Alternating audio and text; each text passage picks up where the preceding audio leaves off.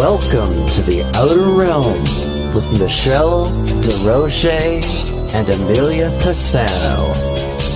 Airing live on the United Public Radio Network, 105.3 FM in New Orleans.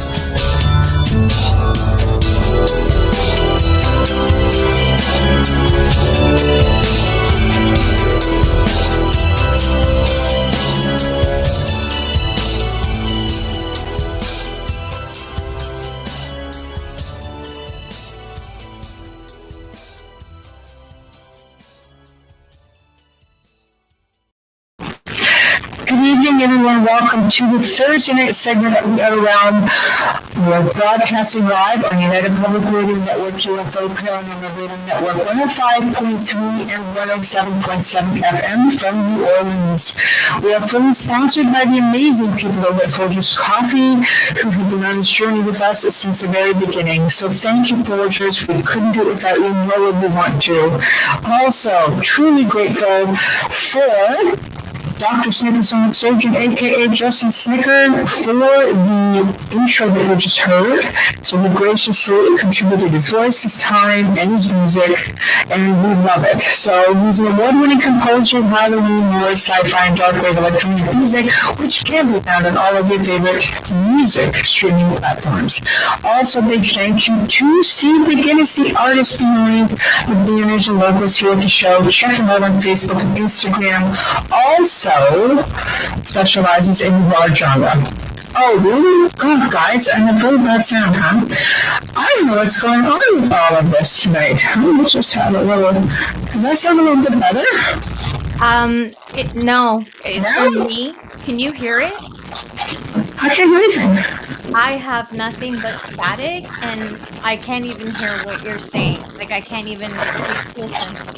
Okay, let me pop out and come back in. I'm gonna do that, but I mean... Let me go first. Let me go first, guys. Hold on. Oh, okay. It's just... Oh, Michelle, ouch sound. Okay, Dolly has it too. See, now I don't hear it. What do you know? Serious space weather. Is that what it is? Hello, Sun. Hello, Janice. Hello, Dolly. Well, hello. Dolly, yeah, it's How does it sound now? It's you. Oh, because when you went off, yeah, Sun says I'm fine. It's you. Dolly said it's you. Really? Is it still sounding in my phone? This is terrible. It's all static. Like you're jumbled. Well, you don't know how. Let me just try. Okay. That's so bizarre. So I'm still sounding muffled. Yeah. It's very, very staticky. I was fine when I wasn't on StreamYard, remember? Yeah. And when the music was playing, I was fine.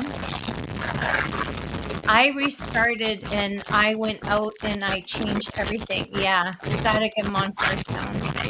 If I restart now, the whole show goes down. Just say. Oh no kidding. Put your mute on. Okay, 1 second. Yeah, and now there's no more static. So it's coming from your end. Check your microphone. I am. It's so strange because we don't have any of this. Yeah, if Michelle can't, if we can't hear Michelle, we're done. I can't go for 2 hours with this, that I can tell you. Wow. It's nasty. Okay. I'm going to let you listen to it. Okay, see if you can hear it. Okay. No. Hear it? Yeah. Holy cow. So it's your output. Okay, hold on. Give me a second. Give me a second. I'm output. Hold on. Yeah, output.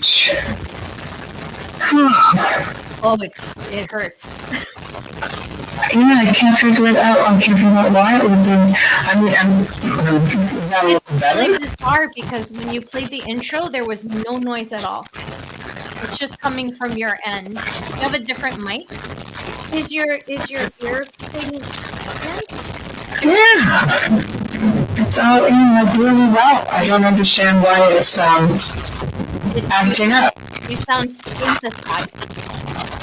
Okay. Between all of that. Well, I don't know, guys. I have no clue.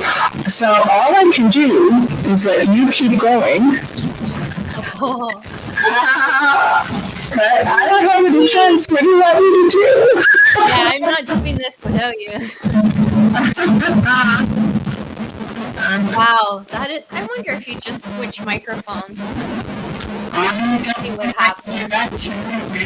It sounds so weird. Everything's clear all in my head. I know, it's like I had it too with my earbud before. There's like, it's picking up, it's almost like when you pick up noises on a baby monitor. Like that kind of I don't know. Okay, all I can do is restart and come back in. So if you want to just keep talking, I'll message Catherine. Sure. Huh? Sure, I'll talk. I'll talk to everyone in the chat room. I don't mind. Go ahead. Okay, I'll be back. I'll be back. This show, so we can't do it without her. I honestly thought it was me. Oh no, we do not need a big screenshot of my face, but I honestly thought it was me because it was only when I went in. But how's it sounding with me just here? Like I'm not hearing any feedback right now. If I drop off, the whole show's gone. You mean me, Dolly, or did you mean Michelle? Because I know if I drop off, it's over. Like the whole thing will be gone. But okay, good. I'm glad. So, how's everybody doing? How's everything going? I need some conversation here. We're really excited to have Kathleen back. It's been a while. See what's been going on with her and all her. If you follow along with her, you know all about her discovery and everything that's been going. Thanks, son. Yeah, and what's happening in your neck of the woods? I mean, here it's pretty darn cold in southern Ontario, but we still don't have any snow, although we're seeing it on the East Coast, which is really funny. But we're still okay here, just really cold. And everybody getting ready for Christmas. How's everything going there? Aw, that's nice. You got to see your daughter today. How nice. That's good. That's why you were baking yesterday. Yeah, it's cold. East Coast is really cold, but I'm really happy that we don't have hi Tamara, how are you doing? It's good to see you back this week, Tamara. I was so worried about you. Haven't seen you in a while on there. So yeah, it's beginning to look a lot like Christmas everywhere but the weather here. So are you guys ready? There's Michelle. Yay! What the freaking hell was that all about? Now you're normal.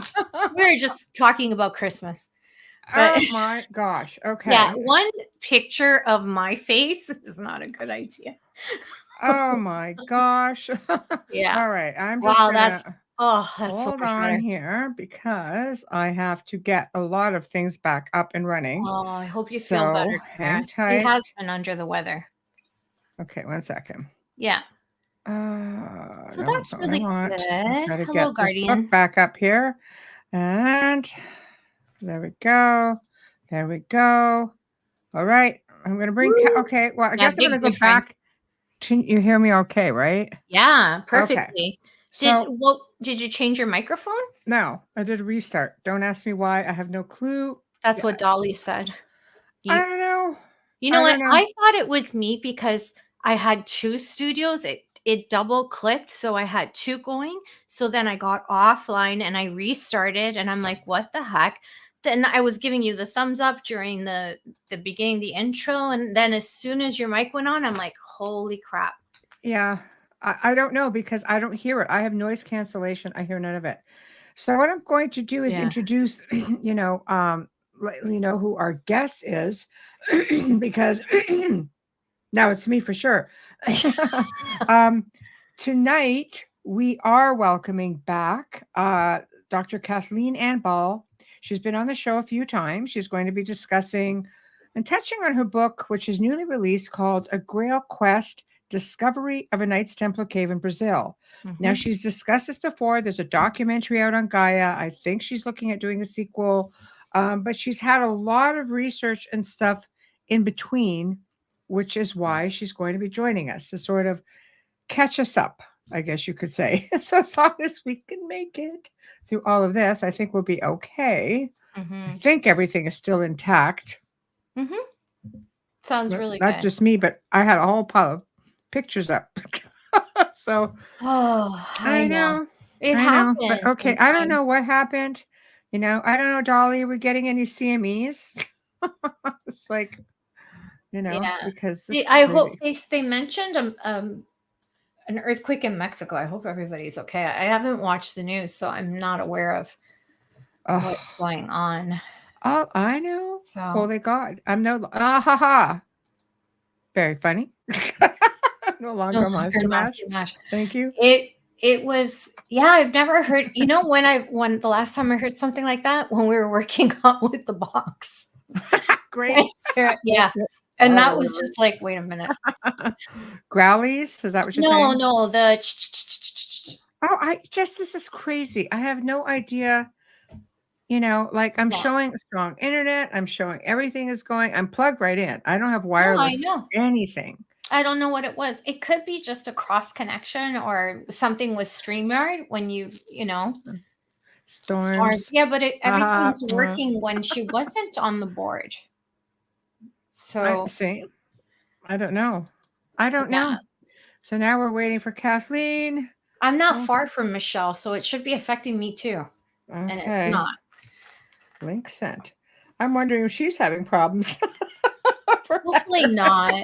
I'm not either, because we're working in February. I'm just grateful that, you're back, because otherwise it would have been canceled. Yeah. Well, because it's not like I can do anything from here. So you're on the show. That's all you need. You're gonna I'm saying I wouldn't be able to post pictures for it. You have everything on your side. I have everything. I know. Hey, Brian. I wouldn't be able to do it. Hi. I know. So that's our why. guest is here now. So now we can get the show on the road. We can get this going and just ignore the first 5 minutes. Thank you. Well, thank you. Thank you. That's so kind. Thank you, Sharon. Love you. Oh my goodness. We couldn't be doing what we're doing without all of you guys. It's true. You guys make it that much more fun. And we know our guests love you guys too. You're so supportive. So thank you. Various earthquakes all over the place. Well, I'm just hoping it's not here or in California with Kathleen. So watch the show will go down one way or another. So you could drown, stick people. And here she is. I can draw stick people. That's it. Hi, how are you? Hi, Michelle. How are you? Good. How are you? You. Hi. How are you doing, sweetheart? I'm doing wonderful, Amelia. Good. How are you? How's your daughter? She's okay, thanks. She's, hurtling, but hopefully getting there. Thank you for asking. How's your family? I saw your pictures. Oh, thank you. Yeah, thank you. Yeah, I'm getting ready to go to, my daughter-in-law is donating one of her kidneys to her father. So we're going to be going for that transplant. We're leaving on the 12th or 13th. Beautiful gift. It depends on the weather. Back to Oklahoma for that. So yeah. I wish her all the best. And if she has any questions, please forward her my way. Because absolutely. Thank you. The one thing I did learn through this process is that they don't give you the information until you get there. Yeah. They don't give you anything until you get to that stumbling point, because it's just too overwhelming. So if there's anything, even with her dad, like my daughter's the ambassador for the Kidney Foundation here. And she helps a lot of people go through recovery, because recovery is a big deal. Yeah. It takes time. Right. So, yeah. But I wish them all the best. Thank you. Yeah, we're really hoping, because my daughter-in-law lost a lot of family members during COVID. So it's like, we really don't want to lose him. So no. But it's a beautiful thing what she's doing, and she will bounce back. Really? Yeah, I think she's relatively young, so I don't think she's going to have much of a problem. No. We're just going to be caring for her dad. That's going to be the big thing right now, and he's going to be adjusting because he's in pretty, he's not in the greatest shape. Put it that way. Yeah, that's usually what happens. Like, my daughter was only at 5 or 3% function when she went in. Oh, So wow. yeah, Oh, wow. yeah, they really wait as long as they can when they're Right. young Yeah. Well, because you have to redo this. You have a second one going on later in life. So right. Right. yeah. Yeah. When I had my liver transplant, I was pretty sick. I'd had liver cancer for 4 years at the time when I had the Wow. transplant. So, Wow. Well, I'm glad you're here with us and well. wait, what was that? I said I'm glad you're here with us tonight and well, it's good to see your face. Yeah, you too. You too. It's great to see both of you. Thank you. Yeah, lots of great stuff is happening. Things are just really taking off. My research is about connecting a lot of dots. Mhm. Yeah, I went to the Disclosure Fest in Las Vegas last month and found that there's 5 crosses in the cave, and 4 of them match some other glyphs in other parts of Europe, in Portugal and Spain and France. But not only that, it happens to be one of the symbols that was used by the Templars in their initiation process. Oh, so that's really interesting. So Well, but that, before I just found that out, and it was wow, connecting that dot. Apparently, this was pretty secret, and right, yeah, right. Timothy Hogan Well, happened to open it up in his book.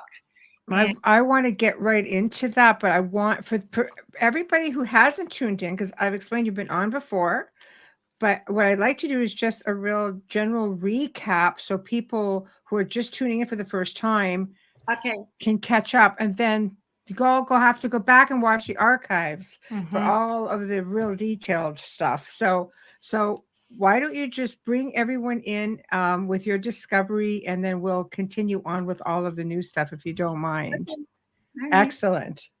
So yeah, so I was hiking in Brazil and with a girlfriend, and we were over there to actually go into a Badianya to meet John of God. I was dealing with a liver issue at that time, and he wasn't available, so we decided to go up into the Chapada, which is about 3.5 hours outside north of Brasilia, and it got late.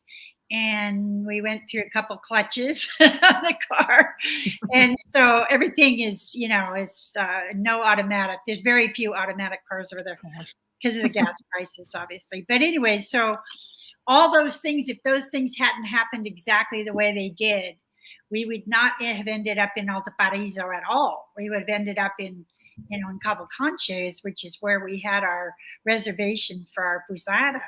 And everything strategically just led us there. It was like it was, destiny. But Meant anyway, to be. so it got dark, and my girlfriend couldn't drive at night, and she was the only one licensed to drive that car. So she says, "Well, let's just stop someplace, close." And we pulled up on Google a couple towns in the area, and she said Alto Paraíso, and she said Alto Paraíso. Anyway, and I said, "That's it. That's where we're going to go." And I said, "What does that mean?" And she says, "High Paradise." I said, "Yeah, absolutely. That's where we're going." So we end up in Alto Paraíso at this wonderful little posada. And the next morning I get up and I go out walk into town, which wasn't far. And I'm talking to some of the locals, and I find out that there's these magnificent waterfalls all over this area, everywhere. There's like, I don't know, 40, 50 of them. And so we make some plans. I go back and tell Adele, my friend, we make plans to go to Agua Fria the following day. And we hiked all the way down to the waterfall. It was magnificent, by the way. If you ever get a chance to go into this area, the Chapada National Reserve, do it, because there's nothing like it on the planet. It's just a magnificent area. So we come back up from hiking, and the owner of the camping posada, which is on that property, he asks if we want to see the adjacent property. Has a whole bunch of crystals all over it, and it has this crystal vein that is just running through the property, about 2.5 to 3 kilometers long. And we said, yeah, we'd love to.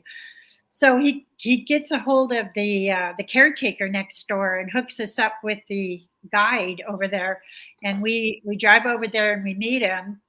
And he takes us on this trek about 4 or 5 kilometers straight down the side of the mountain. Nice. I mean, we're in the middle of nowhere.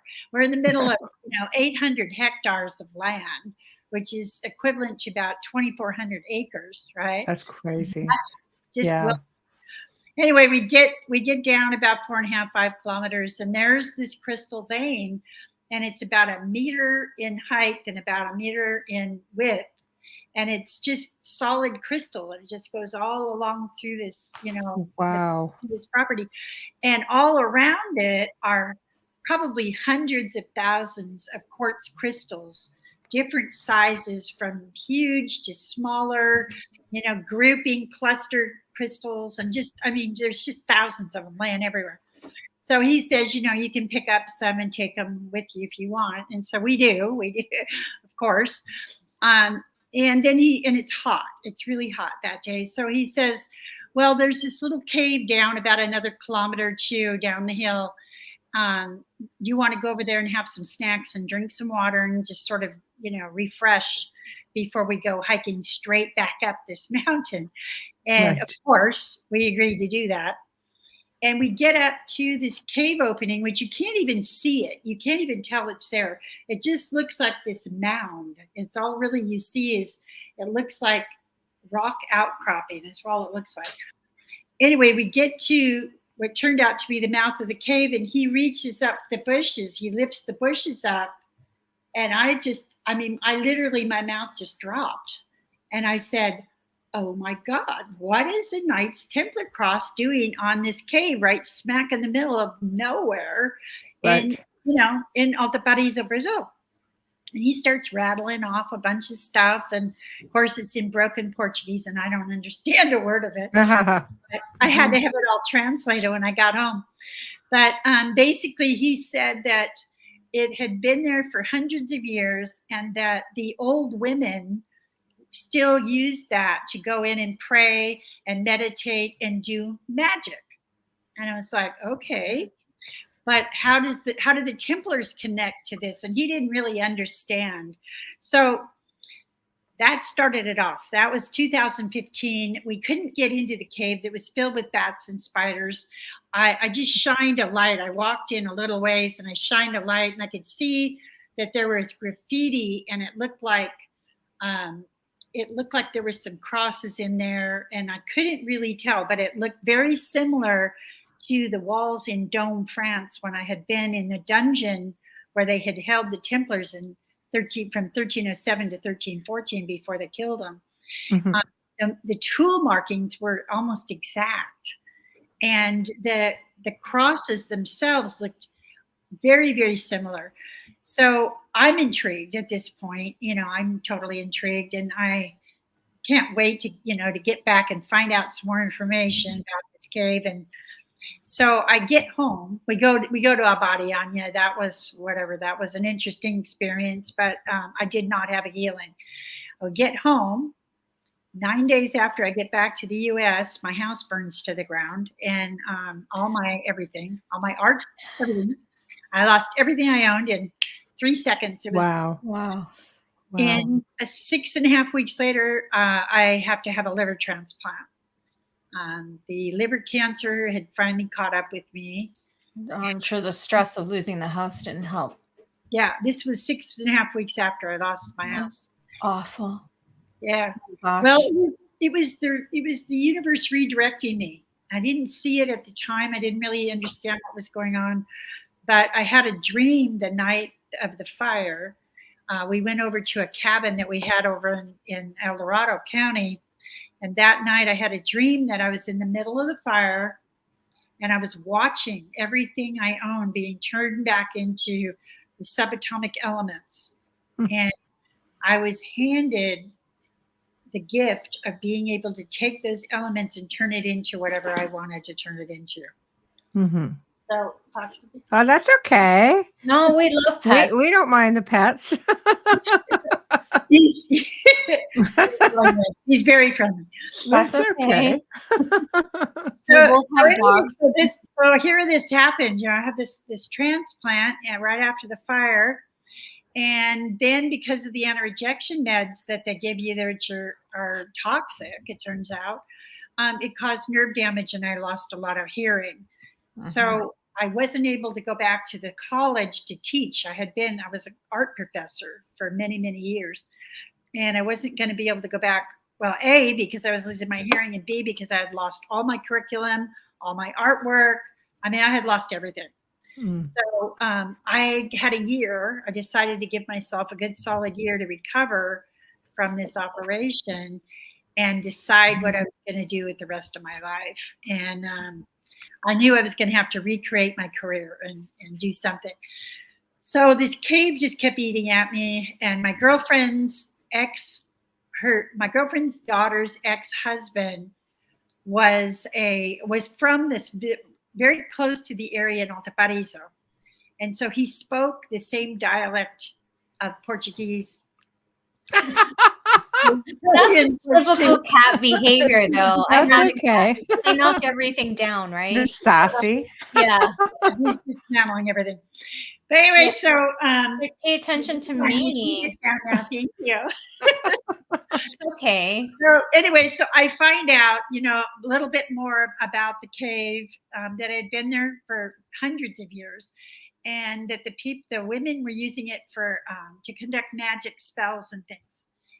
And so I'm even more intrigued, and I'm looking through my old photos when I was in France, all through Dome, and I'm looking at these photos and I'm going, my God, this is a Templar cave. There's no doubt in my mind at this time. But why are the tool markings so similar to the ones I found in 1307?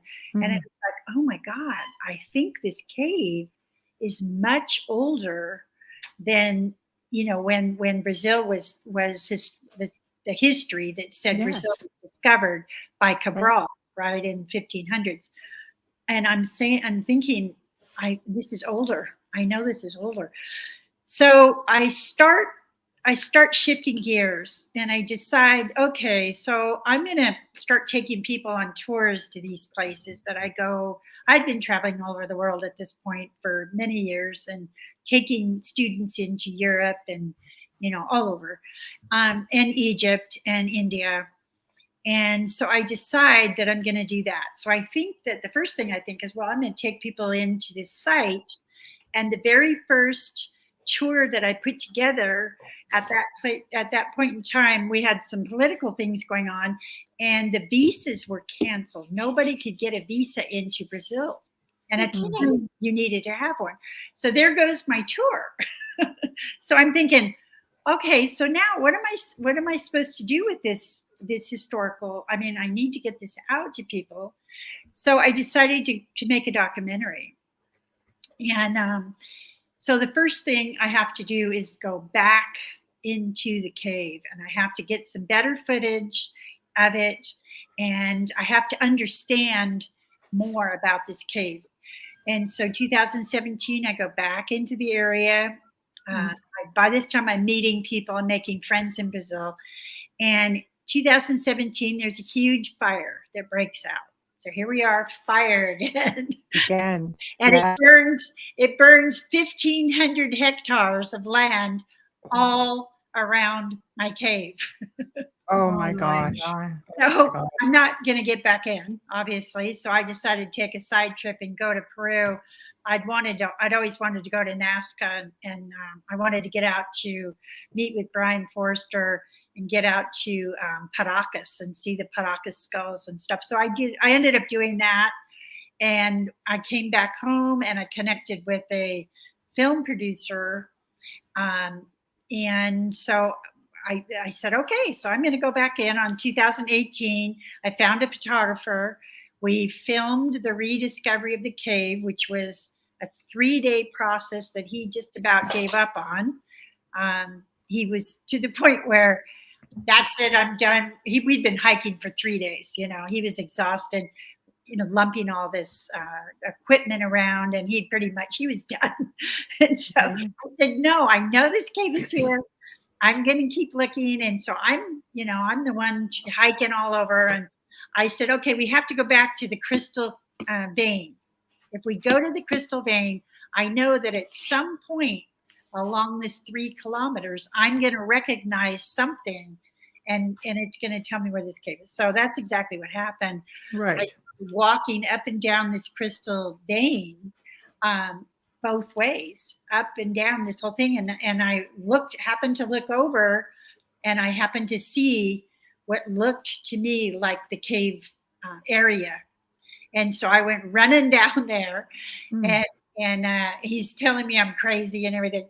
It was pretty funny. But anyway, so I go running down there, and I find the bushes, and then sure enough, I lifted him up, and then I'm yelling at him, "Get down here! This is it! I found it! I got it! Whatever!" And so he comes down, and we get it on video tape, and I bring it back, and we decide to do a documentary. I had talked with this film producer, and in 2019 we started filming. We started putting together the documentary. Freddie Silva came on board.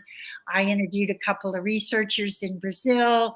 I went back to Portugal, and I interviewed a cross expert who is also a Templar in Tomar, Portugal, who verified that it was, yes, indeed, it was a Templar cross. And and then that's how the story went. Right. So that pretty much, that brings us up to date in terms of the discovery of the cave. But since then, I have found out so much more about the cave and about the symbols that are in it, and also about the history of the Templars and the fact that they traveled globally. Mm-hmm. Oh, right. Really, in as early as the 11th century. And so I believe we're missing. There's a lot of places that we haven't even discovered yet, where they've stayed, because they would have to, traveling treacherous oceans like that, would have to seek shelter and a bit of respite before traveling again to go home. Right. So it just makes sense, and I feel like sometimes I think they just were trying to start out in different countries to keep that kind of peace going. We just have a quick question. Right. We are. We're piecing it together. We're really piecing the history together. And there's a lot of people on board right now. We have, Hamilton. He adores you. Yeah. We've got Gretchen Cornwall. We've got Timothy Hogan. We've got Freddie Silva, myself, Sean Williamson. There's a lot of people that are on board piecing this story together right now. Mm-hmm. And we're really making some headway. We're really finding out some wonderful facts and history that we're all uncovering. And we're hoping, at some point to get together with all of this research and reveal it. I mean, we all are in our books and things anyway, separately we're doing it. But when we actually sit down, when I went to the Disclosure Fest, that was such a treat, because I actually got to sit down with Timothy and with Scott Wolter and just talk about all of our research. And, this piece fits into this piece. And it really helped broaden the range of information for me, and also gave me some pointers of where to look and who to talk to. So it's fascinating research. And like I said, going back into the cave in 2021 again was the last time I went back in there. And I was able to photograph all of the symbols in the cave. And then that's when it really got interesting, because I found those same symbols in Peniche, Portugal, in Tomar, in Spain, in Greece, and in Istanbul. So, and they're exactly the same type of cross. And then, getting together with Timothy Hogan, I found out that specific cross that has a triangle at the bottom signifies a specific initiation stage that is practiced and was practiced amongst the Templars and also the Masons later on. Okay, I'm just trying to see. Did you send me a picture of that by chance? Yeah, the crosses that I sent you, it's the ones that are, it's a cross and it's got a triangle. It Okay. almost looks like an upside down shield. I'm going to grab it right now just to show Yeah. people. 1 second. I'll stop the screen on this one. 1 second. Okay. All righty, here we go. And bam. This one? Right. Well, this is the Oh, one. Okay, this one here, these two are from Peniche. Okay. These two here from Peniche, Portugal. They are on a building, by the way, that was built in 1099. So we have reason to believe that this particular cross, these two crosses here, literally are from 1099. Wow. the one on the left looks really familiar, Michelle. Well, it Right. looks similar to a little bit of the cross of Lorraine, a little bit, but it's got Right. the circle at the bottom and it's got the extra bar. So what do you Mhm. know what that one signifies? This one on the left, I'm still doing research, and Interesting.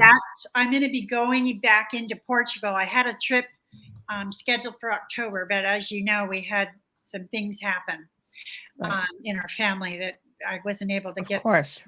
So I had to reschedule to February, and I'm connecting with a researcher there that has some old family records, Templar family records, and also these crosses. I'm hoping that he's going to be able to clarify the significance of this particular cross that I see on my left. The one on the right is consistent with the ones that are in my cave, and they are a symbol of a specific initiatory stage in the initiation, development, and stages of the Knights Templar. And I look at it and I see it as the Valencia, like as the scale. Yeah. Like almost like the symbol of Libra, because of the two coming down from that. But that's because I'm not educated in Templar. But I'm saying just to my eye, that's what I would see. But Dolly Right. says the triangle represents the delta symbol. Yeah. Well, this one on the right, it actually represents the 27th. There's 33 degrees. It actually represents the 27th degree of initiation. So, there's more. You can get even more information on that in Timothy Hogan's book. What is it? A Novus. I can't think of the name. Anyway. Look up Timothy Hogan, and it's one of his books that he's put out recently. Yeah, the 369 is also Fibonacci. Dolly's father, was a Templar. So, yeah. Okay, interesting. Yeah. The 369 is also Fibonacci theory. Yeah. Absolutely. So you're in good company, Kathleen. Yeah. My great uncle is Fibonacci, Kathleen. Yeah, the symbols in this cave are just coming to life. And there's another one that looks sort of like a star. And that turns out that was actually goes back into Lemuria, and it was called the Lemurian star. It's what we refer to it as now. Do I have that one here? That also represents initiation. So, okay. I'm just going to show a couple that you sent. Okay. We'll just take some. Hold on, there's another one there. Okay. All right, there we go. Bear with me, just so we can. I just want to make sure we get them all out. We'll just spend just a little bit of time with them, and you can go ahead and talk about them, and then we can move on. There we go. Okay. Wow. Yeah. Okay, now these crosses in here, you see the same cross style with the triangle at the bottom. Yeah. This is exactly what is in my cave. This here is on the wall in Dome, France. And these were carved by the Knights Templar between 1307 and 1314. Wow. Do we know why there are so many? Does it represent each one that's been there, or do we know yet? This could be significant of the people that, the members that were in there, the Templar members that were in there as they completed this 27th initiation. That could have been completed for that reason. I don't know. We weren't there, obviously. No, I was just wondering if anybody had any information on that for you, because they're all identical. So you wouldn't know which Templar made that carving. And Right. Yeah, it's very interesting. Okay, let me go to the next one. There's so many of them. I can't get over how many. That does lead to your theory. I believe that. Right. Okay. Yeah. So I'm really gathering, and I have quite a bit more evidence too. I interviewed the Kalunga people while I was there in 2021. I had been invited to come into their tribe, into their community, which is it's like interviewing for a big time corporate job or something. Right. First, you're interviewed by a young gentleman or two, and then you get to meet an older gentleman usually, and then you get to then they take you to a home that's in Altaparizo, but it's the people. And then if you pass that test, you get to go into the village. Right. Oh my goodness. Right. I passed the test. Good for you. Well, it was meant for you. It was meant for you to be there. Yes, it was meant for me to be there. Absolutely. So, and then right before I left to go into the village itself, a couple of the locals come and they tell me, well, there's a lot of people that've never been seen again. That's good to know. Oh, that's just very comforting. Security. Thanks for that. The Kalunga people, this particular village of people were from royalty from Africa, and they got off the slave ships just as they landed, and they ran. They took off and they went into Altaparizo. Not all the Kalunga. Some of the Kalunga were just escaped slaves that came into this area.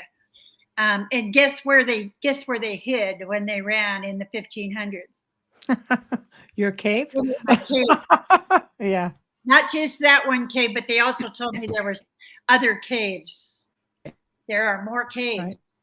So the next time I go back, you couldn't possibly house all of them. Yeah, so the next time I go back, they're going to take me and show me these other caves because they're on their land in Cabo Concha. So that's exciting, isn't so it? Have you looked at any of the caves? So, or are you what this does though is it moves my dates back to before the 1500s, because they told me these caves had already been there when they arrived. These caves were there when they arrived in the 1500s. They used them as shelter until they could start building their little villages and things. And they were in hiding. They were in hiding for several hundred years before the Portuguese government finally acknowledged them and gave them some land now. So there's a lot of people, a lot of Portuguese citizens that immigrated to Brazil. Yes, that's why the official language is Portuguese too. Right. So yeah, No, I have a lot of Portuguese friends that have family there. Right. Yeah. And there's typically just about everybody that you talk to in Brazil has family in Portugal. So have to, because it's the only country in that entire continent where they don't speak Spanish. They speak Portuguese. Absolutely. So yeah, the rest of the country speaks Spanish. Right. It's the only one. It's the only South American country that speaks Portuguese. Yeah. Yeah. I have family in Argentina, and I'm like, I look at it and I'm like, Venezuela, Chile, everybody speaks Spanish. Brazil. But I think it's historic. It's just beautiful for Portugal. Yeah, it is. They have that. That's wonderful. I'm extremely curious about the symbols you found. Brazil itself is just an absolutely gorgeous country. I absolutely love Brazil. I've been there like 6 or 7 times now. I go back just about every year. I have friends there now. In fact, I was just contacted by some people that want to build me a house over there. Nice. No, oh my gosh. I want to stay. So yeah. So it just may happen. Who knows? I may retire in Brazil. Good for you. If I retire, God knows that if I ever do retire, but yeah, that's hard, but at least it's a nice place to retire. How did you know about the symbols that trace back to ancient Lemuria? Because the ancient Lemurians were said to have made their way over to South America. Yeah. Well, it turns out I also have a researcher that contacted me and wants me to come to this little museum in Peru. And he claims to have, and he showed me pictures, he claims to have some chainmail and some Templar artifacts that looked to me like they could be somewhere between 11th and 1300s. So there's every reason to believe that the Templars were probably traveling throughout South America. You have to remember that when they did finally announce the discovery of Brazil, they didn't call it Brazil. They called it Veracruz, and they told all the other monarchies in Europe that it was an island. And the reason they did that is because they didn't want anybody thinking that it was a huge, massive continent, because they wanted the rights to it and they wanted to explore it, which is what I believe they did. Makes sense.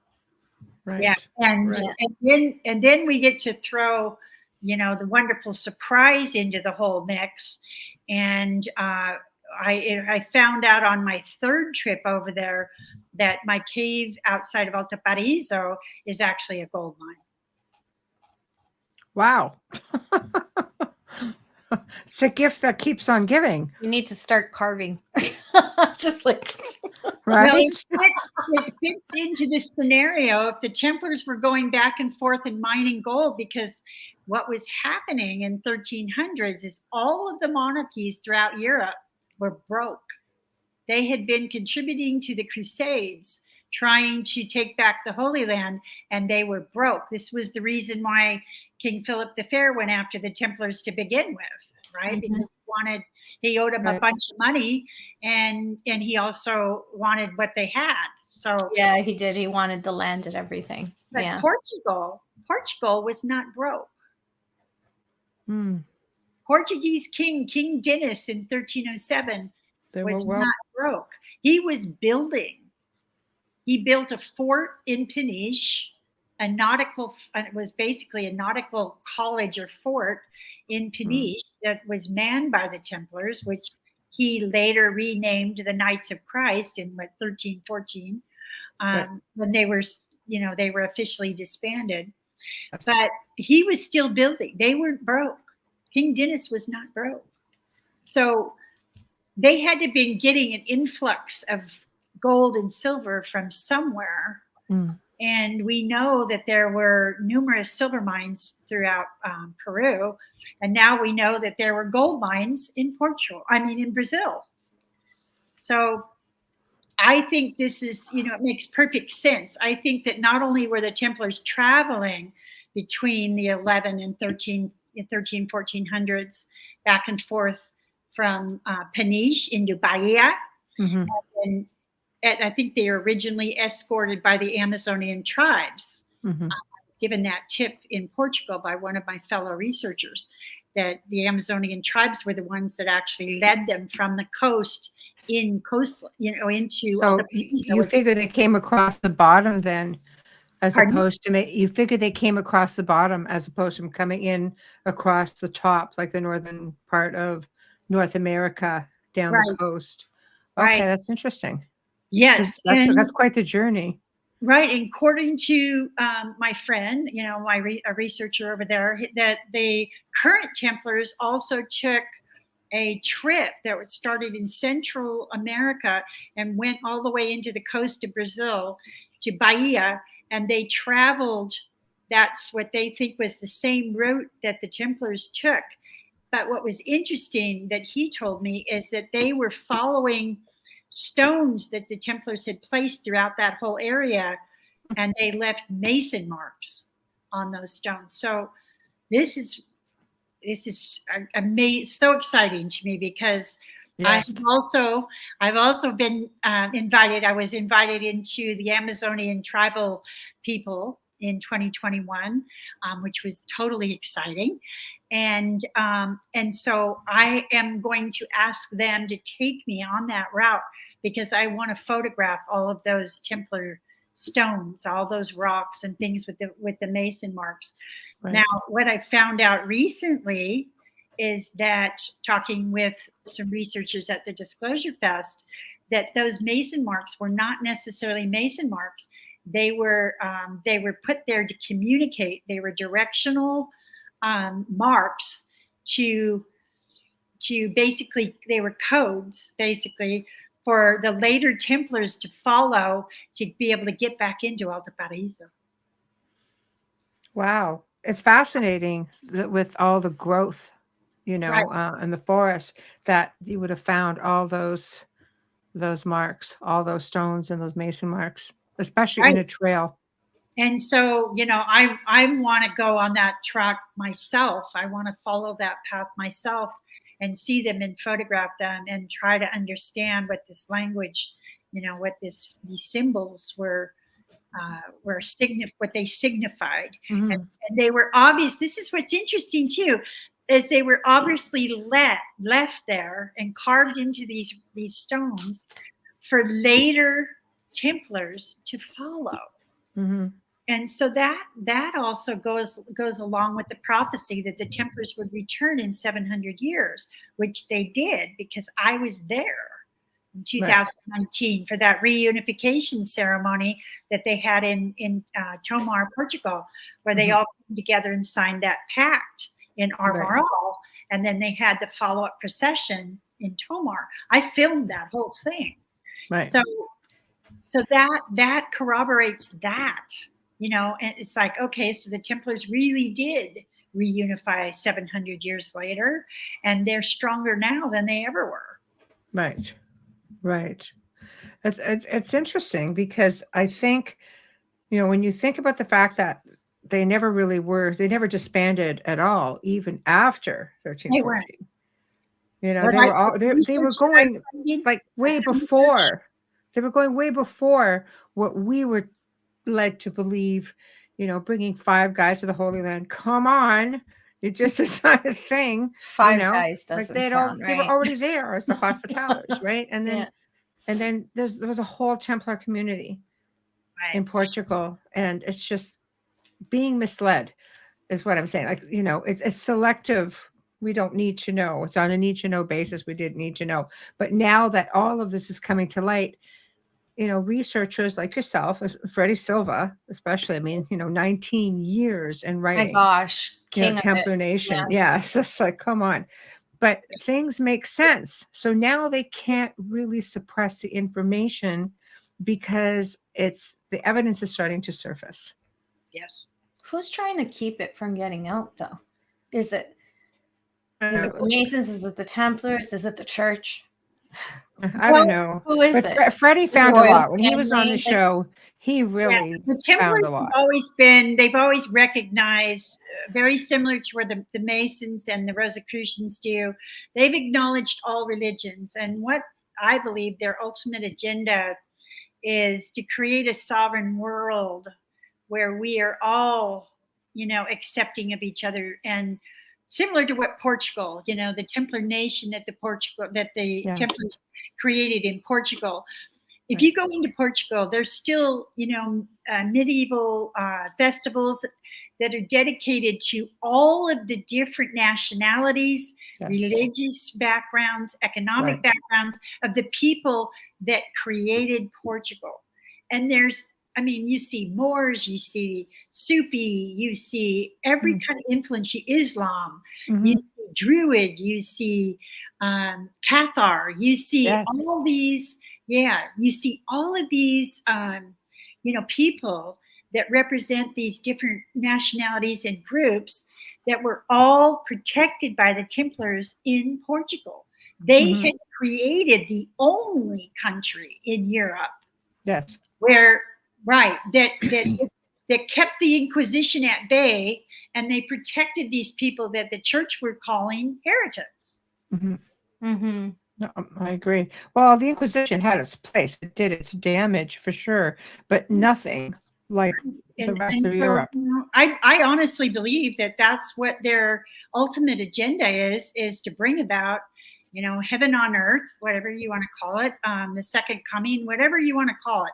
But a time in history that is still in our future, obviously, because we're still doing all this crazy stuff. Right. A time in history where we have harmony and respect for each other, and can actually focus on our spiritual growth, and on our potential, fulfilling our potential as human beings, as human species that have both a physical aspect and a spiritual aspect to us, so that we can actually, fulfill that potential at some point. And I really believe that that's what the ultimate Templar agenda is. Well, they were the keepers, of lost knowledge, from the old mystery schools. I mean, when they were on that Temple Mount, they weren't just looking for artifacts. They were looking for knowledge, and they found it, and they applied it, and they're still today the keepers of all of that. Absolutely. And I'm convinced they found Phoenician maps, because the Phoenicians were traveling all over the globe, Yes. long before anybody that we know of in modern history. Yes. And I think that those maps fell into the hands of the Templars at that point. And I also don't think that it was accidental, because some of the research that I've uncovered now in the Rosicrucian Library indicates that there were a band of knights created during the building of the Second Temple in Jerusalem by Zerubbabel to protect the builders of the temple.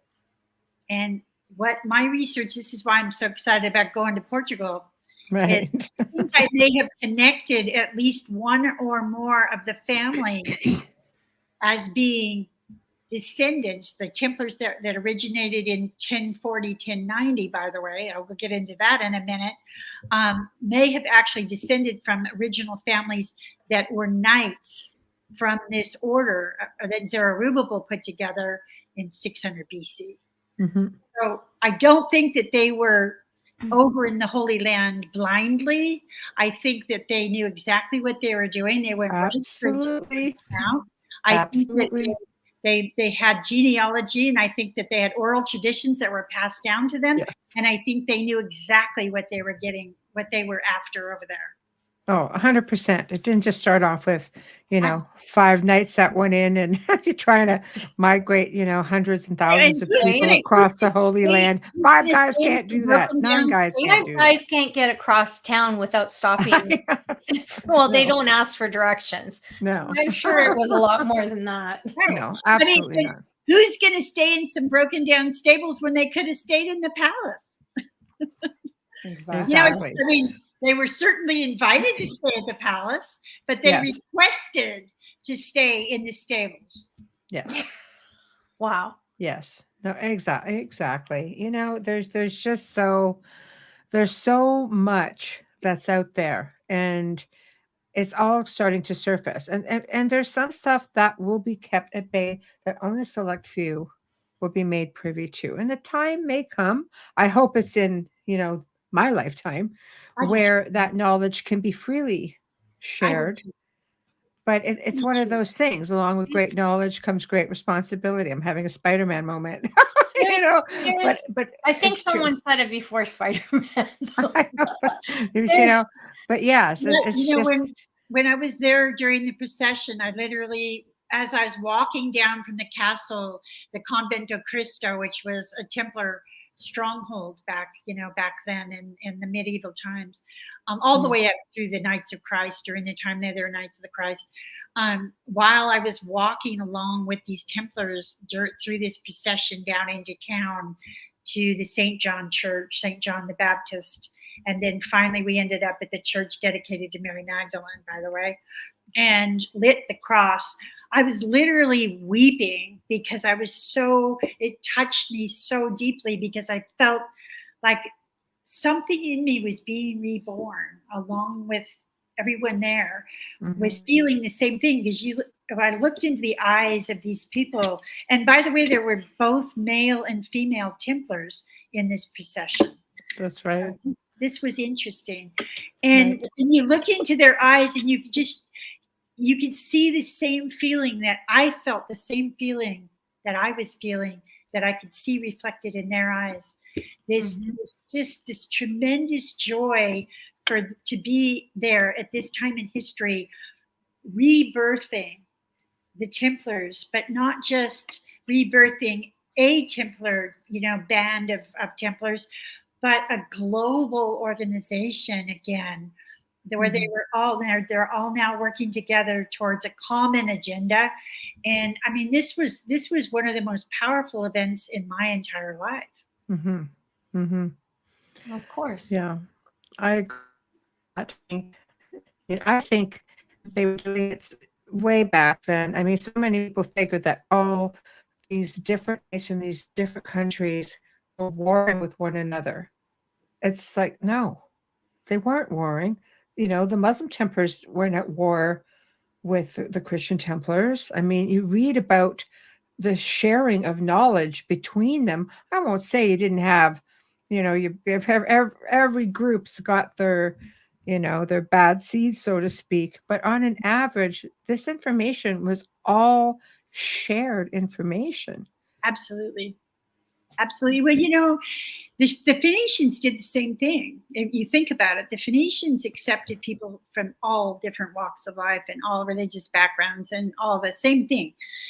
So this was not something new. This was not, this was an idea that had begun in, well, who knows where it began, but it was practiced in Phoenicia, and the Phoenicians practiced it, and the Templars obviously got these records. And I think that it went along with their agenda, and they probably studied how they went about it. They probably did, because they basically did the same thing. When they conquered the Moorish castles in Portugal, they turned around and then asked their brethren to stay and gave them land to stay in Portugal. And when I was in Sintra, I actually went to a memorial where Templars and Islam soldiers had been fighting. And at the end of the war, they were all buried together in the same memorial. That was really powerful. And what I was told is that once the war was over, that was it. All that hatchets were buried. People were given land. They all lived together. And that in harmony. And that's the way it was. They also let the Cathars come in, the Druids come in when they were, and the Jews, they let the Jews come in and protected all of these people that the church considered, heretics. When I think back, I think you get little hints, in different films that they put out there. I think it's all strategically done. But one that I liked was The Kingdom of Heaven with Orlando Bloom, about the Templars and the Crusades when Saladin took back, the Temple Mount. And what I found to be very interesting was he basically has stated that everyone could stay and everyone would be protected. And if they wanted to leave, no harm would come to them. And that was the Templar way. Right. It was. Saladin had a great deal of respect for the Templars. Yes. Anything that you see that's left to us from history, his verbiage, the way he described and talked about the Templars, he obviously had a great deal of respect for them. Yes. But he had them in his own circle as well. Right. They were very far and wide. I think the fact that they made it this far and wide, to me, is what makes it so fascinating, because you hear about them coming to North America. Obviously, there's still discoveries being made, which, yours being one of them, which basically shows that there is more to be found. And there's so much more, Michelle. Amelia, there's so much more that's going to be found too. I have reason to believe that there's some research that's going to be divulged here real soon, and we're going to see some really exciting discoveries here in the next year. All across the world. Just in my own travels through India and into Istanbul, when I was down in Cappadocia and Derinkuyu, down into the tunnels, I saw numerous crosses and evidence that showed me that the Templars were in that area. Also in Greece, and after talking with Timothy Hogan, I found out, that yes, indeed. All the things that I have theorized but not written about because I didn't, wasn't sure, have all been corroborated now. Yes, the Templars did organize in Greece, and they went from Greece to Constantinople, which is now Istanbul. And so those crosses and things that I saw that I believed were associated with the Templars were actually associated with the Templars. And, Darren Kuyu, you know, even even in this direction, I mean, we had the Dukes on last week. They are the grandchildren of Jesse James, and they were talking about Templars. About Jesse's connections with the Templars. Yeah. That wouldn't surprise me at all. Right? Yeah. Jesse James. Yesterday, Dennis Stone, Stonehenge of America, talks about the Templars. I'm like, wow. You know, this is in the U.S. This isn't. Yeah, look at all the stuff that we found in North America that points to the Templars. I mean, there's a tremendous amount.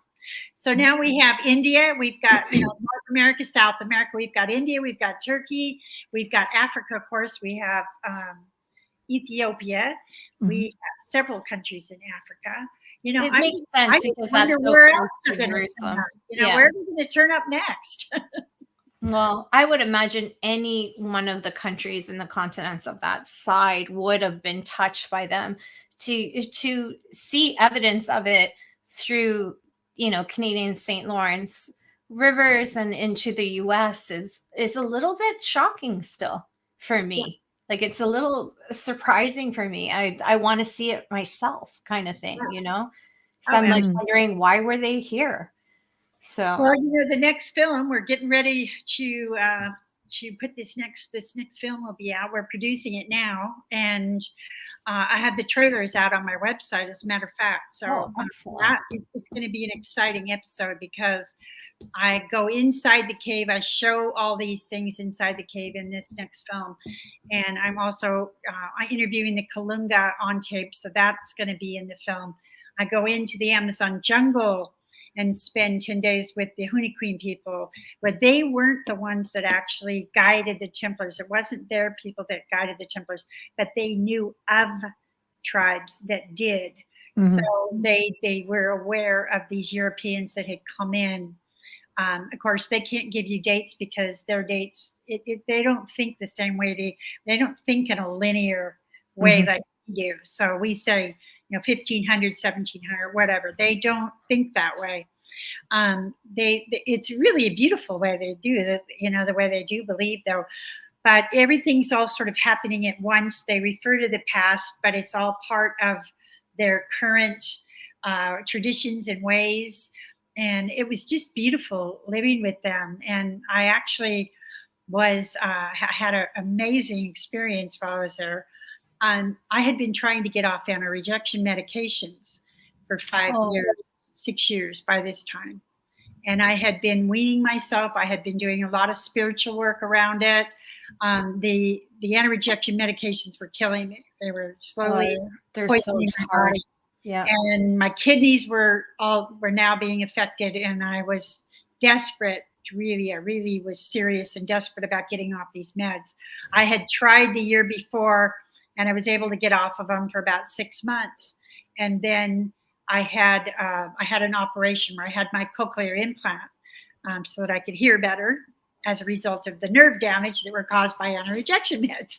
Anyway, so 2021, I'm interviewing the Huni Queen chief, and we have this amazing past life memory that we both share. And so when he said to me that he had been waiting for me, that he knew I was going to come at this time in history, and he had been waiting for me, and he adopted me as his daughter. So he actually took me into the family and adopted me. And then he asked me if there's anything that I really desired, was my heart's desire in terms of healing, because he invited me into the ayahuasca ceremonies. Very powerful ceremony. I went through the ayahuasca ceremony, the first one, with my, my photographer and my translator, my guide. And how was that? Because that can be, that's life-changing. I was just embraced by love. And I stopped taking my anti-rejection meds the day before the ceremony on faith. Mm-hmm. And I haven't had to take any of them since. It's been over 2 years. Good wow, phenomenal. It's a really life-changing experience. Some people cannot make it past just the first hour, ayahuasca? You really have to face yourself, face your Right. demons, face everything. You also have to Some face a people bucket. just throw up profusively Well- and they can't get past that. Whereas Right. What I had to do was work with the spirit of this liver, the man that gave me the liver, and I had to find out who in the family was still holding on to him. And I had to meet basically with that Interesting. person spiritually, Mhm. so that, and it was his wife, because she's Catholic, and she believed that his liver should have been buried with him. Right. So I had to meet with her basically in the spiritual realm and work through that. That took months and months and months and That's months. a Yeah, tough belief families system can is very interfere. difficult. Families can Yeah. interfere on organ donation, unfortunately. Yeah, well, It doesn't was- matter what you wish. I had to put it in my will because It's not you can't just something have that- it on your driver's license. Yeah, it's not something that I advocate for people that have had transplants to do, by the way. It's not, because it's a very serious undertaking. It took me 6 years. It was not something that I just wanted to do and went and did. That's No. not the way it works.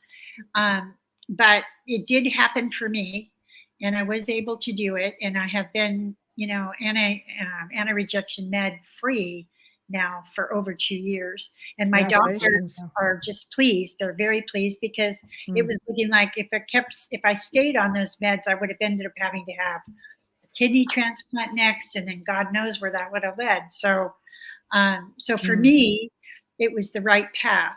I Right. don't advocate it. I'm not here to advocate that for other people, because No. spiritually, you really have to know what you're doing. Yeah. So essentially, kids, follow the advice of your doctors.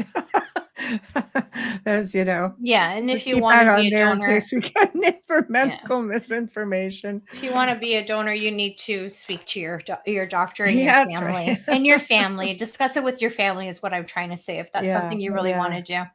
Yeah. Yes. And, for me, it was sort of the end, or the end of that segment of my Grail quest, which is what Right. my book is about. I wrote a book about that whole backstory of discovery of the cave, and just the definition of a Grail quest, an initiation process. And that's what the book is about. It came out in July. And and I talk in depth about my healing in Peru, the first one where I healed the 7 tumors. I talk about all the spiritual meetings that I had with specific people, a nun in France who had been waiting for me. The same thing. I talk about the ayahuasca ceremony in Peru. I talk about the ayahuasca ceremony in Brazil, and I go in depth in this about what I experienced and the process that I went through. So, and I also talk about the cave, and I have lots of pictures in there about the cave, about the inside of the cave, and pictures that over in Europe and different places and locations that I knew about at the time, that are the same as that are in my cave. So, Right. I think that's amazing. So, you're working on the second documentary. yes. Obviously. So where, like from this point now, do you get to go examine other caves? Have you Yes. examined any other caves to see if this was something that was territorial, or was it just an isolated cave? Well, I've been invited, like I said, I've been invited by the Kalunga back into the Cavalcanche, which is where this particular tribe of people, this is where they own this land. Right. And I have been invited back that they will take me into these caves.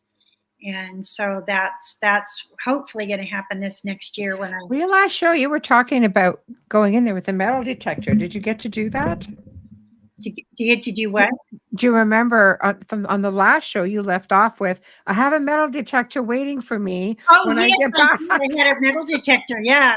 That's Okay. how I found the gold, by the way. I found out that there was gold there, and I gave that metal detector to the Kalunga as a gift. Aw, Yeah. that's Oh, fantastic. that's beautiful. I'm Yeah. glad you got to do it. I was wondering how that went. Mhm. Yeah, So- one thing led to the next. This has just been this ongoing quest. That Yes. keeps getting bigger and more exciting. And, the more I look, the more is revealed and the more questions that I have, That's always the way. Now, did the people in the area ever find artifacts? Like, do they have anything stowed away or anything they were able to show you? Have artifacts ever been found? No, what the Kalunga told me, the reason I'm not finding artifacts is because they took everything that wasn't, part of the earth Right. to survive. They repurposed every single thing they found. They traded the gold through other people, a lot of the gold to survive. Right. They were desperate, they were desperate to survive. And so I completely understand, but nobody's going to find, I don't think we're going to find any artifacts. I think the only thing we're going to find is, the symbols in the caves, unless there's a cave that nobody has found yet. Well, maybe. There are Templars in Europe that believe that I am going to find the treasure. Right. So you figure that they buried it there. I mean, some cave systems are very extensive, so you never know. Right. What happened to your Templars? They just sort of, blended in with the community and remained, like they didn't leave? Absolutely. Yeah, I do believe that they blended in with the locals. They're basically the order itself had been dissolved in 1314, so they were no longer bound by their vows of chastity. So they, I think at that point they married into the locals. The ranch that was just below the cave, probably 10 kilometers below the cave, which is actually borders in a little town called Moino, was actually, the locals have told me that was actually a Templar property. And that's where I found that mill wheel that matched the one in Tomar and also matched the one in Sintra. It was exactly the same.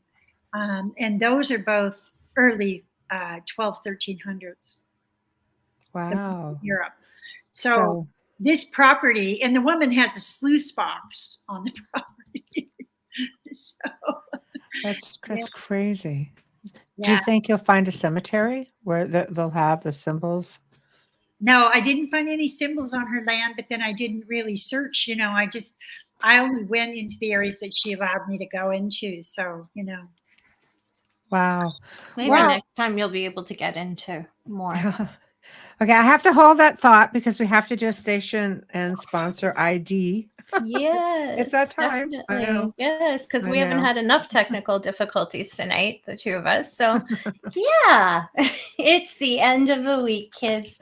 You are listening to The Outer Realm with Michelle DeRoche and Amelia Pisano, coming to you live from the gorgeous city of New Orleans on 105.3 and 107.7 FM radio, as well as Roku channel. And hopefully by the new year, we'll have some news for you. And that's all I can say.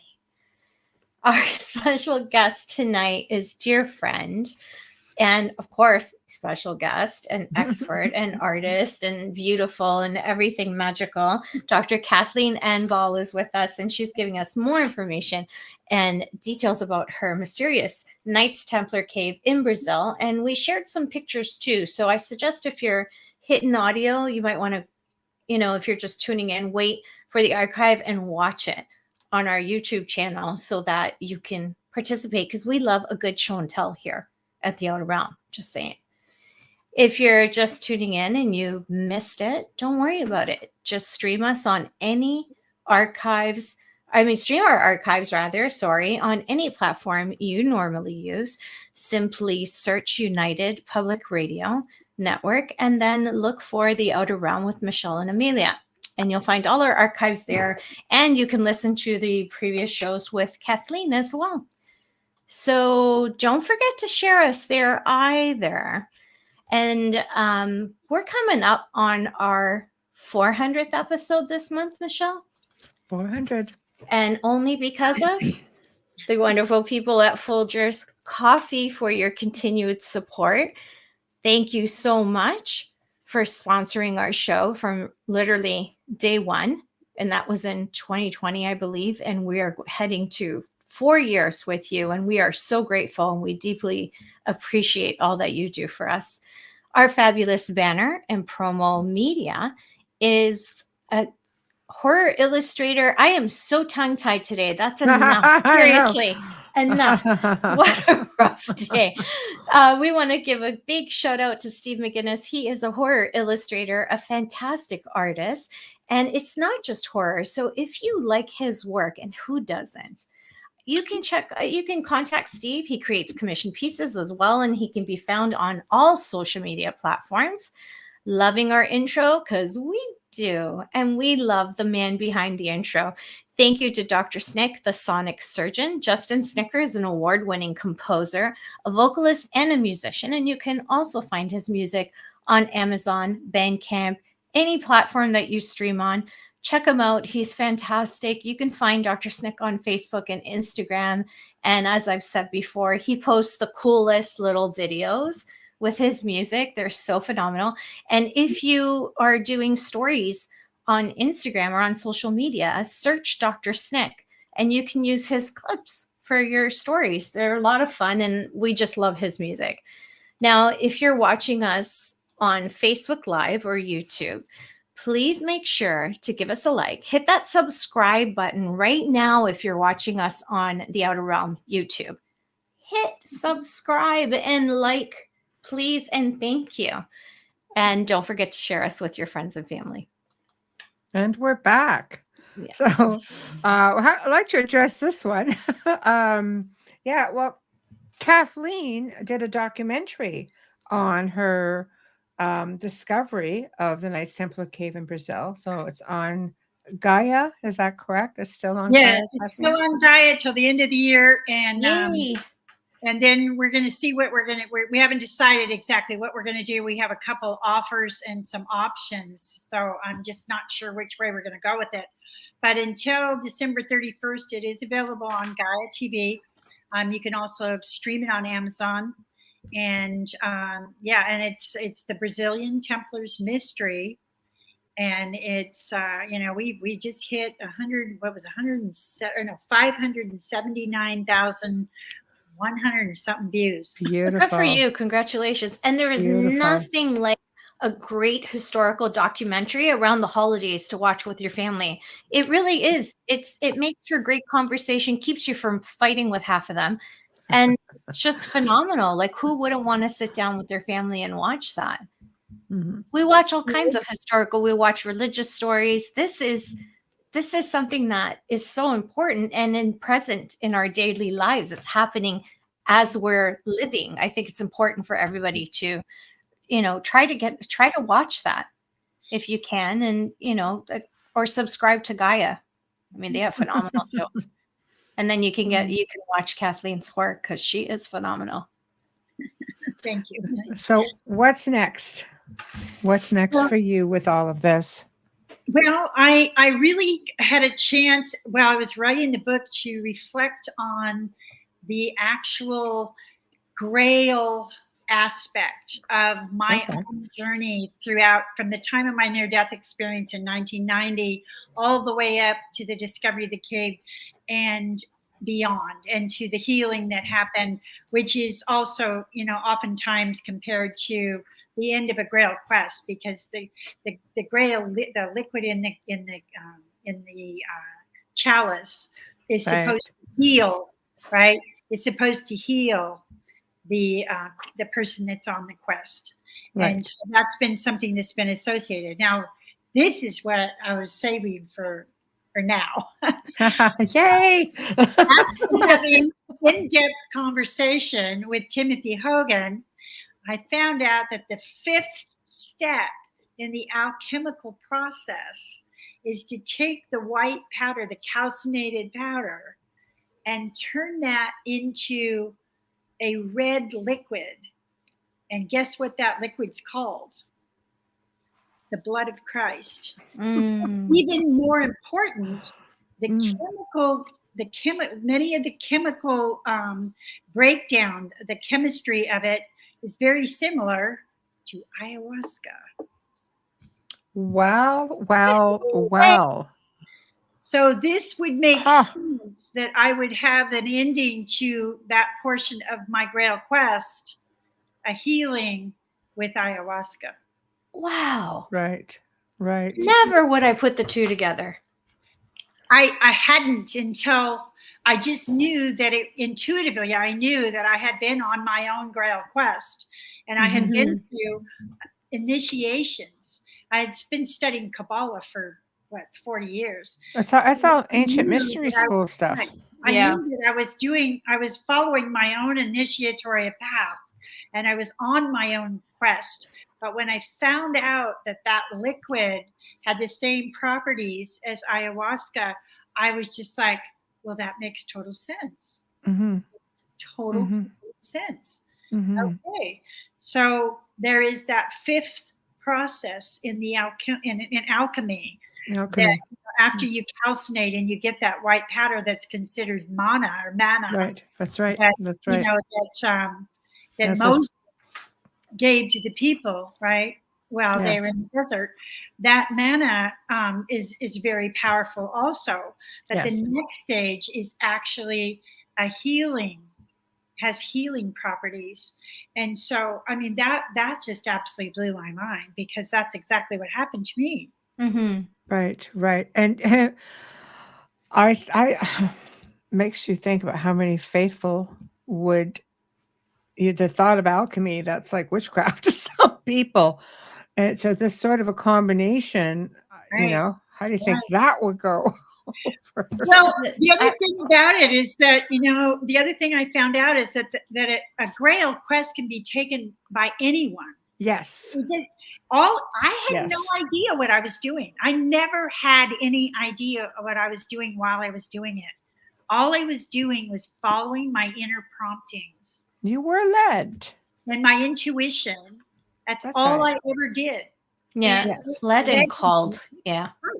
It You led were me led. through the whole process that's now been 33 and almost 34 years later. Here we are. Right. And I have discovered a cave. I've met with nuns. I've met, you know, all these things have happened. Mhm. And, you know, that has been my quest. That has been my own Grail Right. quest.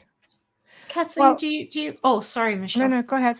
Oh, thank you. Do you feel that perhaps in a past life?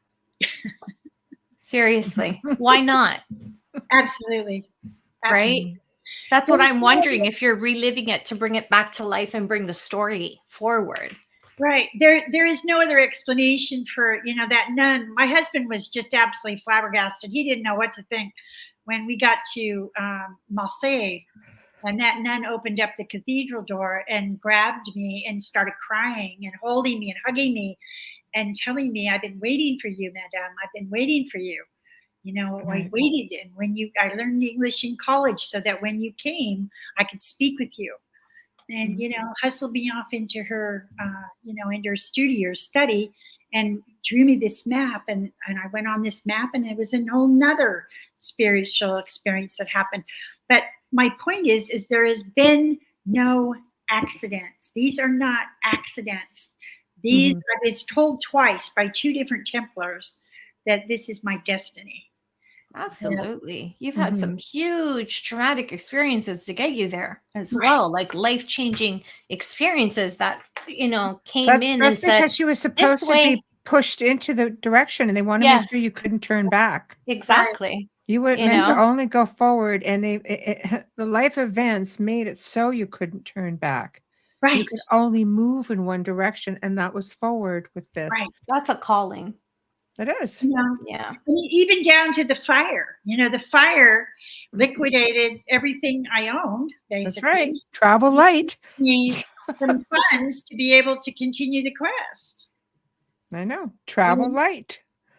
I Right? mean, so You can't take all that with you. none of that stuff really matters anyway. We don't take any of it with us. Yeah, And it's exactly. important in the spiritual realm. I can tell you that from my near-death experience. None of that stuff matters. No. Right. Absolutely none of it.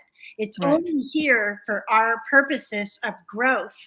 It's all tools. All that stuff is just tools to use for our spiritual growth.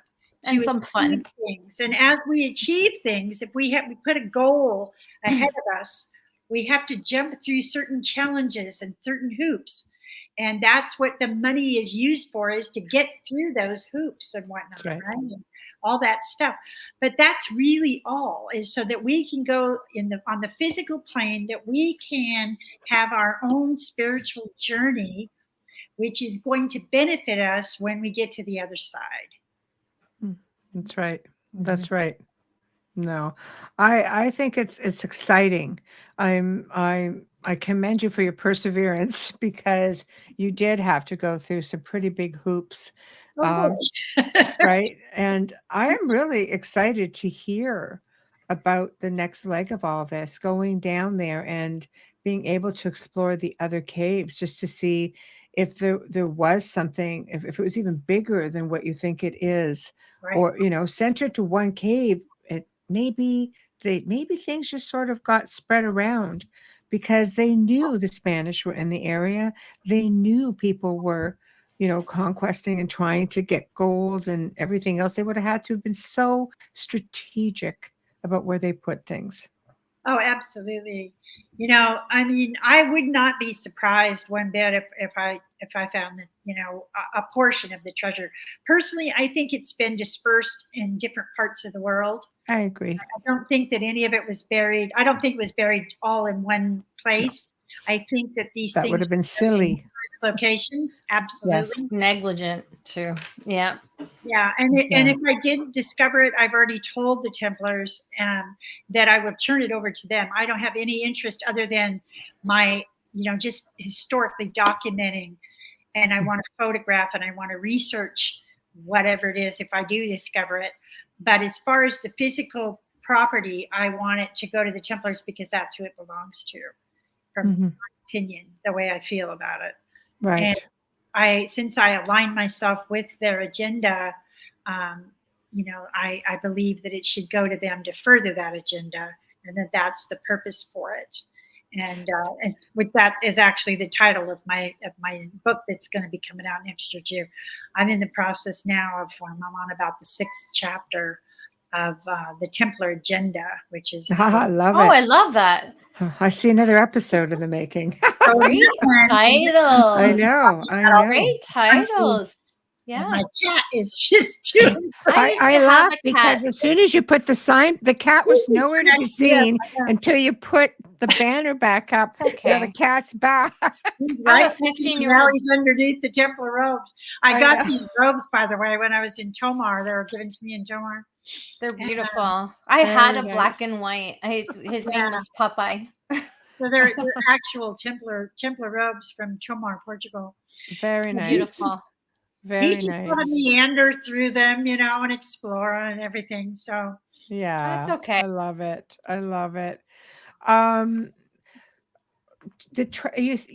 When people say treasure, I'll put this in 2 parts. What do you think the treasure is, and what makes you so sure that it's gold, physical treasure? I don't know that it would even contain gold. It may contain some items that are made of gold. But I really think, and I don't doubt that there probably is a tremendous amount of maybe gold and silver involved in this. But I really think that there's genealogy records, that there's a whole lot of ancient spiritual knowledge of our planet that has been passed down for centuries. And I talked about this in my first book, because I believe this is really important, that the Templars, the initiations and the practices that the inner circle of the Templars were involved in were not something that they just came up with. They, from what I can see, stem all the way back to Lemuria. So they were practiced in Sumer, they were practiced in Egypt, they were practiced, in the Holy Land East. That's why you would have had to hide stuff like that, even from the time of the Gnostics. Yeah, you would have had to keep this under wraps, especially in the Middle Ages. Especially in the Middle Ages. But all through time, I mean, if you look all the way back to Sumer, we have, we had these these hierarchies, these groups of people that elite, whatever you want to call them, demigods, whatever you want to call them, that controlled things, and they had an agenda that they were, that they have brought forward all the way to today. We're living in it. We see it right now. It's going on amongst us right now. Absolutely. So this information and this knowledge had to been secretly passed down for centuries, hundreds and hundreds, thousands and thousands of years. And I believe that is probably the bulk of a lot of what we're going to find in these Templar treasures once they are discovered. I agree. I mean, if you go back even to I go back to the Gnostics. I mean, their knowledge of the stars and the beings from the stars, and they were just more connected. They were just wiser. They would have been looked at as heretics of some sort. Then you get into the Essenes, and you get into the Cathars, and this is all passed down even from the Gnostics. So where did the Gnostics get it from? So if you just keep going back. Absolutely. It's all passed down. And if I'm correct about the origination being in Lemuria, my personal belief about Lemuria and Atlantis is Lemuria came first, Atlantis came later. Lemuria was an epic in our evolutionary process, that we were not functioning primarily with the mental process. We were not driven by our brains. Right. That was played down. Right. When Atlantis came into being, that's when the mental, the technology and all the mental processes came into being, and that was the beginning of the stage of our evolutionary stage of developing the mental brain. But up until then, during the Lemurian stage, everything was intuitive. And the Egyptian Commission people talk about this, a time when there was 360 senses, is what they call it. That's the way they describe it. And what that means, which is difficult to, if you can imagine, speech, taste, touch, sight, blah, blah, blah, right? So we have 5 supposed senses today. 360, you go, oh my God, what could that possibly be? Well, basically, we innately understood a tree. We innately understood and can communicate with the stars. That's right. And the planets. Right. And the cosmos. And we understood all that, and we passed it down genetically. And this is what I believe our DNA holds, is the memory of all of existence from the beginning of 3-dimensional reality. Absolutely. I mean, even now, there's so much, they're doing researches on ancestral imprinting, just like you have this urge, oh, it must be a past life, or maybe it's just ancestral. Right. Yeah, because if your uncle can draw and all of a sudden you're an artist, it runs in your genes. Similar. Absolutely. So I think it's fascinating. It's definitely it's passed down, and we talked thought. about this before. I have Templars on my father's side of the family. So my mom's side, I had the Templars in my genes, and so did you. We talked about this before. You have to think, okay, biologically. I was in my mom's womb with already, she had me. I was in there with her eggs, my eggs, and my daughter's future eggs.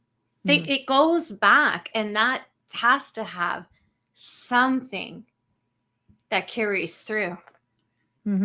Yes. It has to. Yes. So one question, one comment. They could have very well have had that knowledge that King Solomon had used. I totally agree with that. They did have the knowledge of King Solomon. I do believe that. Yes. Yeah. And question. Oh, go ahead. Again, that goes to the evolutionary stages. With each evolutionary stage, we're coming into a new one now. Right. But with each evolutionary stage, we have abilities within that realm of the evolutionary stage that will help us or assist us in achieving the fruition of that stage, right?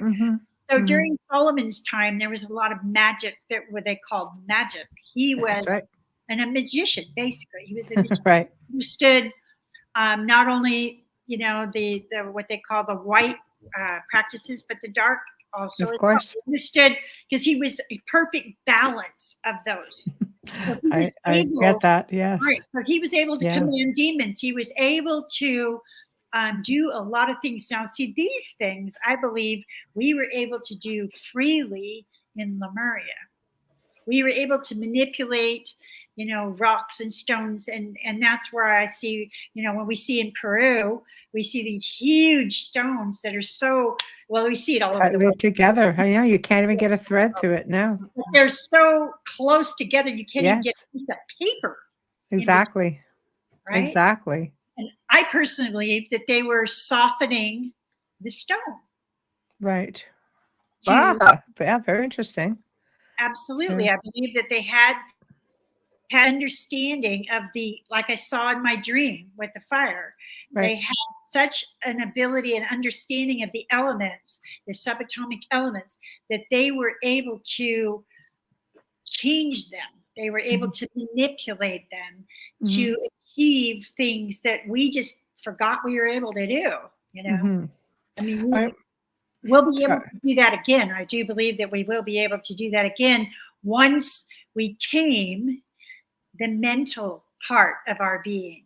Or once they stop suppressing us. It's pretty much run amok at this point. Yeah. Oh, no, for sure. For sure. Okay, here's an out there question. Amelia, can you see this? Yeah, I can. Janice asks, I'm going to throw this out there. I know where you're going with it. But do you think that the Templars went all over the earth by way of UFOs? There's a reason why I asked that. Well, this is an interesting question because I've also had people ask me, did the Templars travel interdimensionally? Yeah. And there's some people that believe, there's some research that points to the fact that the UFOs, that many of them are popping in and out of dimension. That's correct. Time zones, right? That's right.